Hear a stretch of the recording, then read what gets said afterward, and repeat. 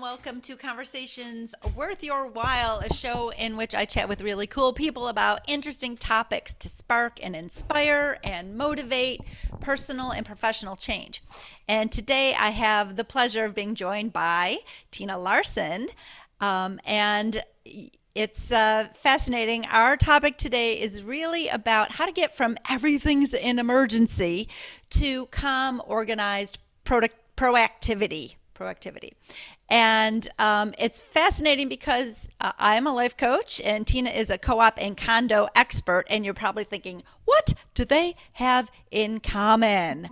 Well, this conversation is worth your while if you would love to get out of that emergency mode, out of that reactivity mode, and into this proactive, peaceful, very organized, ahead of the game mode, which I think can benefit everyone. So, hi, Tina.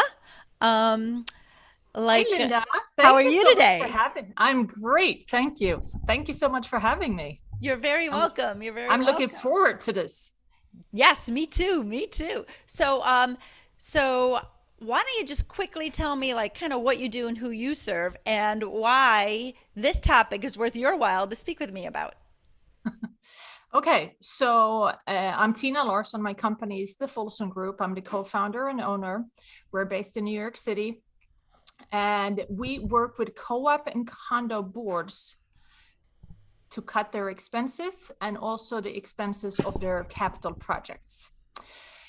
Think of us as the McKinsey company for residential homeowners associations.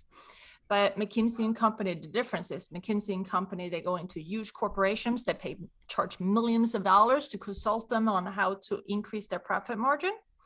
We work on a contingency, so we share our client savings. But bottom line is that we want them to run more efficiently. Mm-hmm. And in doing so, it takes a little bit of coaching. Yes, good business consultants are also coaches in many ways. Absolutely. So it's interesting. You were mentioning when we were talking earlier about some of the difficulties that that they're volunteer positions, people that are on co-ops and condo boards. And I just want to share really quickly. So I moved into a patio home community in June.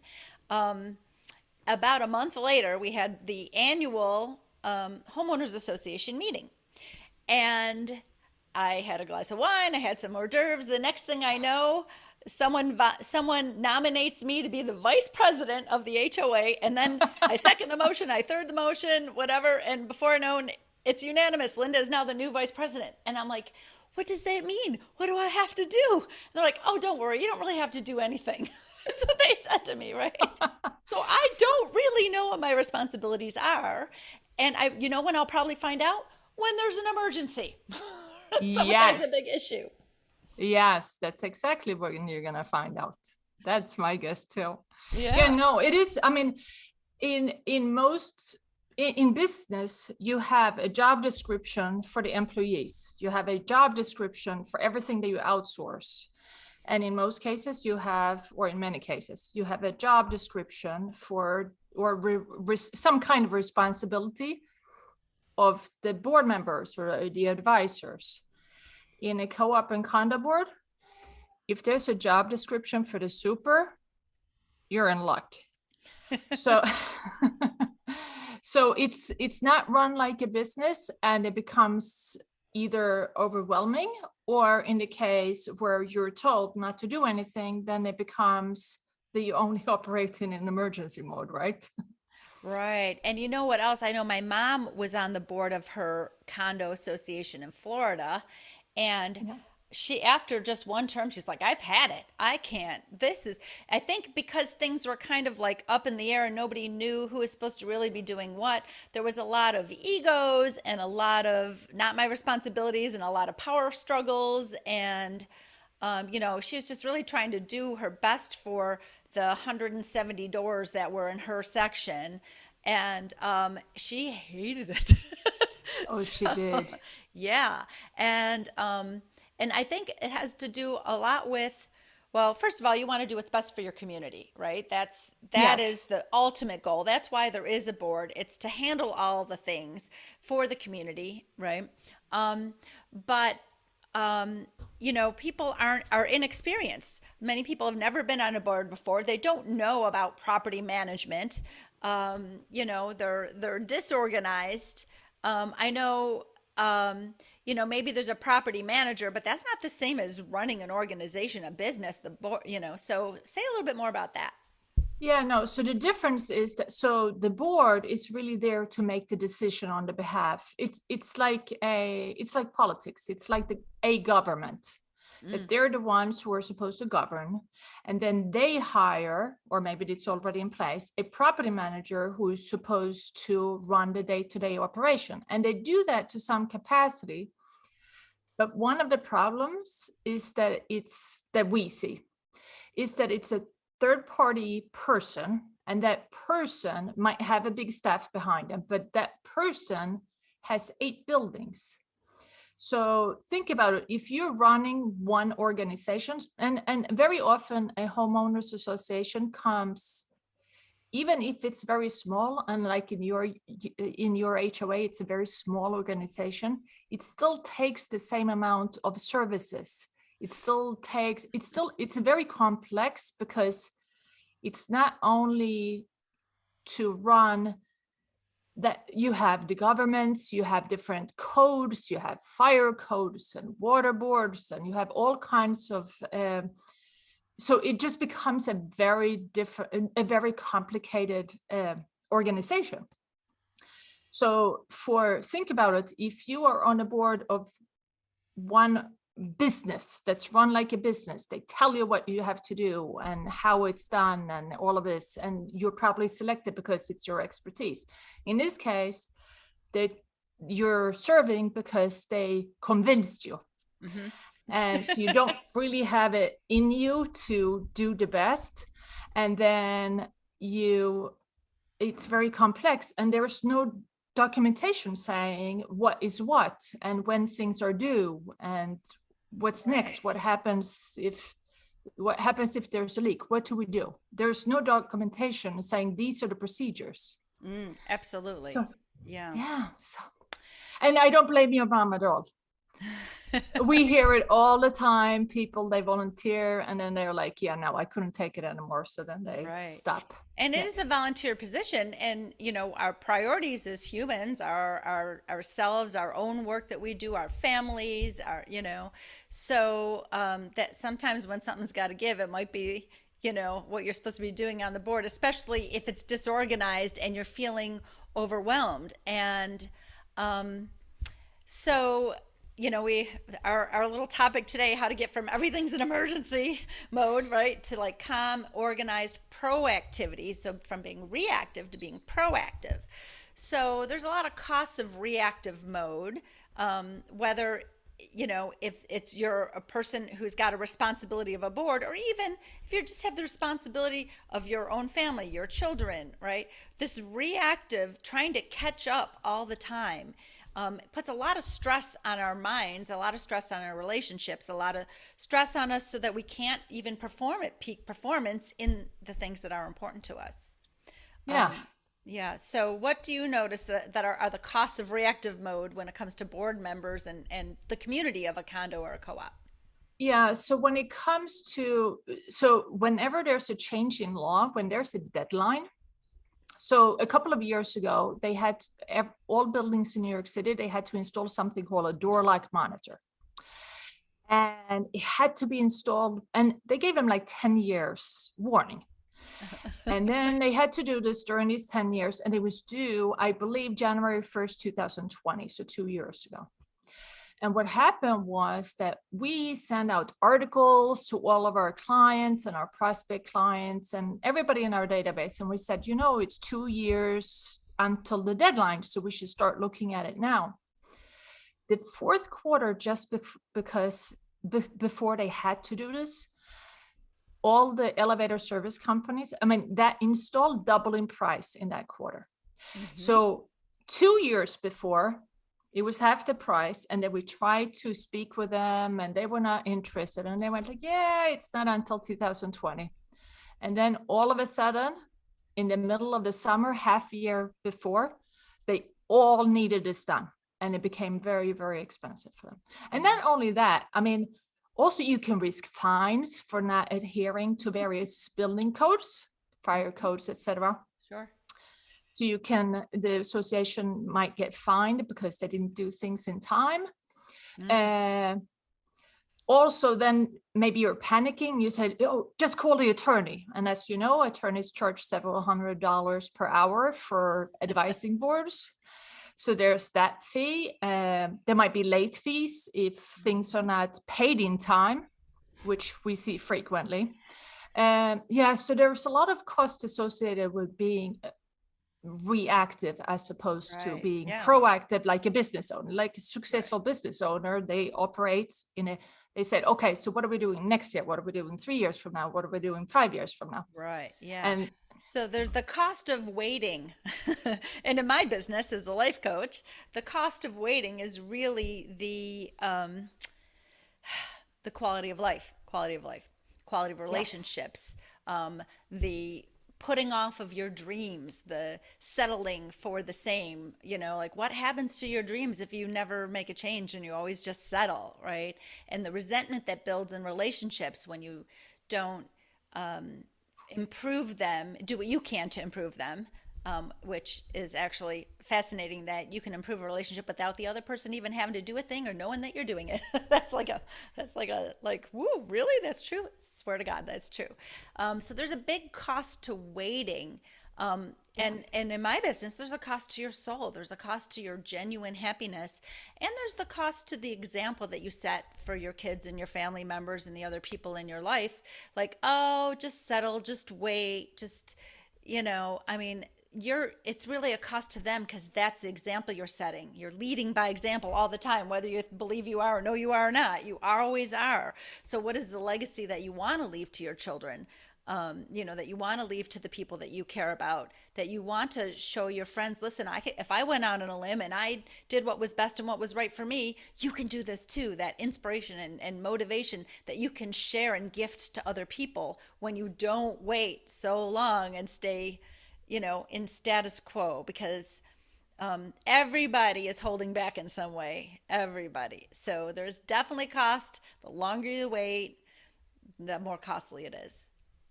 And if you don't operate on a proactive mode, then it's panic, it's stress, it's not peace of mind. I mean, you want peace of mind. You want to know, okay, so how are we doing this, and how are we going to get from A to Z in 3 years, in 5 years? You want to play. I mean, it's just. Yeah, it's like personal goal setting's the exact same way. Yes. Right. So, as a person, you might say, okay, I'm not entirely happy with the work that I'm doing in this world. And so I want to get a different job and do something different, but I don't know what it is. And so instead of just waiting till I'm fed up and quitting and go, what next? What now? I'm going to make a plan to discover what it is that is I call it find your wow that I do with my clients. Yes. What's your wow, right? How do we map a plan and a path to it? How do we discover your strengths so that your wow, you're not going to dismiss it right away? Like, well, I'd love to do that, but I'm not qualified. Like, how we can discover exactly how you're qualified, right? So there's so much to be making that pathway forward. I have a session that I give to people that is really, like I call it, and for people who are young, they won't get it, but a triptych. The triptych for the AAA used to give you was like page by page. Now go here and turn the page. Now drive here, turn the page. So it's really like, where do we want to go, and how do we get there? And then you map it out in a way that feels like you have time. It's easy time-wise to say, first we're going to do this, then we're going to do this, and there's never going to be a rush because we're always just staying on the path, on the process. So I love that you said that boards need to run like a business, and that's what businesses do. They are forward-looking. They're not saying, oh, how do we catch up? A good business says, how am I going to create demand for my product 5 years from now? What's going to go away and people aren't going to be interested in anymore. Like, I don't think people are going to buy abacuses anymore because, like, and guess what? They're not even buying calculators anymore unless they're college students because everyone's got it on their phone. What can I do differently now as an electronics company? What can I do differently? How can I find, change my business or meet a protocol that's going to be happening down the road with peace and in a nice pace that is not overwhelmed. And how can I do that when I don't have the expertise to even know how to do that? Yeah. So what do Yeah. they do? They call us. I mean, yeah. I mean, a lot of our business, even though the way that we make money is by reducing their expenses. I love The that. way I'd pay you to reduce my expenses. the way that we get that done is that we do a lot of coaching. I mean, we have a lot of phone calls. We have to explain, and the board can be complex. I mean, we have the smallest board that we have right now. They have 4 individuals, and they're pretty much on board to move forward. So they're a very proactive board. But the largest one that we have, I mean, it's 8 people. That's a big organization. I mean, that's like a community board. I mean, it's like a community board. I mean, that's a lot of wants and wishes and inactivity and making decisions. And then if there are a lot of lawyers, then nothing gets done. They are not all of them, of course. They are risk averse, and it's always more difficult for us if there's more than one attorney. If there's one attorney, that's fine, but if there are many attorneys, it's normally more difficult to get things done. Interesting. Which we find interesting. Very interesting. Well, many humans are naturally risk averse. True. And because it's really the fear of the unknown. They're making an assumption that the risk is not going to pay off instead of making the assumption that it is going to pay off.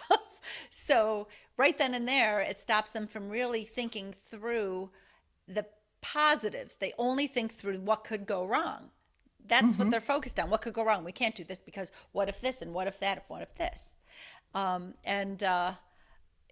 I love doing, well, you probably know the what if up exercise, right? Yes, that's a good one. Isn't that a good one? What if you did this thing to solve your problem? What if you did that thing? All these positive, focused, solution-based ideas, right? I think that would actually kind of be a really fun exercise to take a board through, so there's no naysayers allowed, because it's really like, ooh, what if we did this? What if we did that? What if we did this? It's positive, solution-based ideas.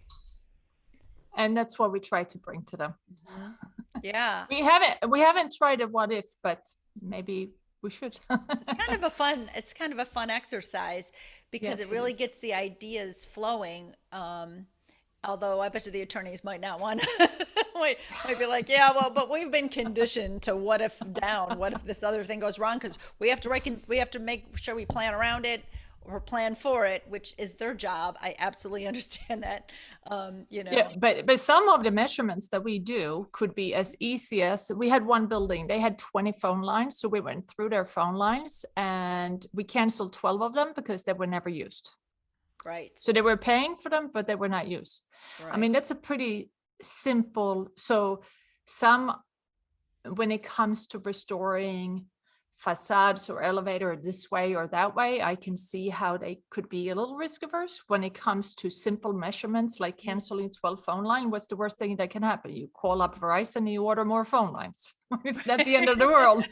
Yeah, exactly. Yeah, maybe not everything's quite as risky as we think, as people think that it is. Yeah, very fascinating. Very true. Very true. Yeah. So the benefits of being proactive is you never really, it's the opposites of being reactive, right? The benefits that you're reducing overwhelm. So therefore you're probably increasing your effectiveness. You are reducing your costs. You are increasing your peace of mind. You have less stress because you have a better, easier pace and a plan. And in your case, it's better for the community. In my case, it's better for the individuals and all the people around the individuals, all those relationships and your effectiveness and efficiency at work, whatever work that you do. When you reduce overwhelm, you can keep all those balls in the air with much more finesse. As a matter of fact, you actually there's not as many balls as you think. So you've reduced the balls, like you're saying. Like, well, we don't have to deal with so many things. When you can be efficient, you deal with less things and you deal with them more proactively and at a nice, easy pace. It just makes life easier. And so I love when we have these conversations worth your while and we find something that seems like we have nothing in common with our work and what we do, but we find that there's parallels all over the place in the business world to what I do with humans on an individual basis, because it's humans that are running the business world. So when you have inner peace and less stress and less balls in the air and less overwhelm, and more clarity and a pathway and a goal, and you're excited to move forward and you're proactively living your life, then when you show up on your board of directors or at your job, then you show up a different person. You're your best self for those people around you. Bingo. Yeah. And if you think about it, most people, whether they need your services or they need my services, in most cases, when they go to work and they perform their work, they do all of that as part of their job, right? Yes. So in your case, it's on their personal level that they might not, and in my case, it's their board volunteer position that they don't. Right. So it's kind of interesting. Yeah. Right. Thank you. Okay, so Tina, thank you so much for being on Conversations Worth Your While. Do you have anything that you'd like to share with our audience, or a tool or something that you can give them, or a way to contact you? Yes, so my contact info, well, we have a website. It's www.thefolsongroup.com. That's THEFOLSON group.com. If you're on the board or live in a building that has a board, so you might be able to introduce me, that would be great. And we also have some free tools on our website. And I bet that Linda is going to share the links to those. I'm going to share them with her. And we have 3 different tools that will help you organize to get your building or your board to operate in a proactive mode. Right, beautiful, which will save you money as a homeowner. So yeah, beautiful. Thank you, Tina. And yes, I'll definitely put Tina's gifts and contact information into the description, so you'll be able to get to that.